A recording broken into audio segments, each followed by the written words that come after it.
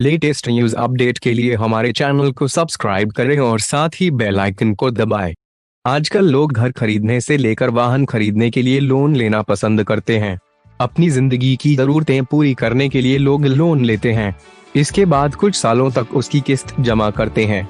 जब उनका लोन चुक जाता है तो वह निश्चिंत हो जाते हैं। परंतु आपको जानकारी है कि लोन समाप्त होने के बाद आपको नो ड्यू सर्टिफिकेट लेना अति आवश्यक है। यदि आप नो ड्यू सर्टिफिकेट नहीं लेते तो आपको दोबारा लोन लेने में बहुत सारी समस्याओं का सामना करना पड़ेगा। आप लोन लेने वाली बैंक के सामने यह सिद्ध करने में असमर्थ होंगे कि आपने पुरानी बैंक का सारा कर्ज चुका दिया है। जब आप बैंक का सारा कर्ज चुका देंगे तो बैंक आपको क्लोजर लेकर अथवा नो ड्यू सर्टिफिकेट इश्यू करेगी।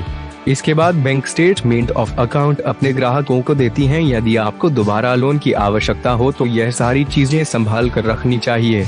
इसके बाद यदि आपके क्रेडिट स्कोर में कुछ गड़बड़ी होती है तो स्टेटमेंट अकाउंट उसे सही कराने में आपकी मदद करेगा। नो ड्यू सर्टिफिकेट पाने के लिए क्या करें? यदि आप लोन का नकद भुगतान कर रहे हो तो आपको आपके लोन समाप्त होने के आज से 10 दिन के अंदर नो ड्यू सर्टिफिकेट दे देगा। परंतु यदि आप लोन चेक अथवा ऑनलाइन माध्यम से चुका रहे हैं तो आप लोन अपने आप ही बंद हो जाता है। बैंक आपको पत्र व्यवहार मैसेज अथवा ईमेल के जरिए यह सूचित करेगा कि आप अपने दस्तावेज बैंक से ले जाएं। आपको 10 दिनों के अंदर बैंक से संपर्क करके अपने सभी ओरिजिनल दस्तावेज नो ड्यू सर्टिफिकेट के साथ में लेने चाहिए।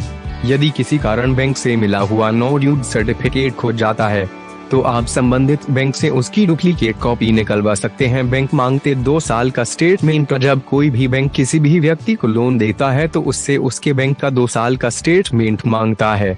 इसमें उसे कोई भी ईएमआई दिखती है तो वह बैंक इसलिए स्टेटमेंट की मांग करता है। आपकी क्रेडिट रिपोर्ट आपके द्वारा यह गए सारे करते के बारे में बताती है।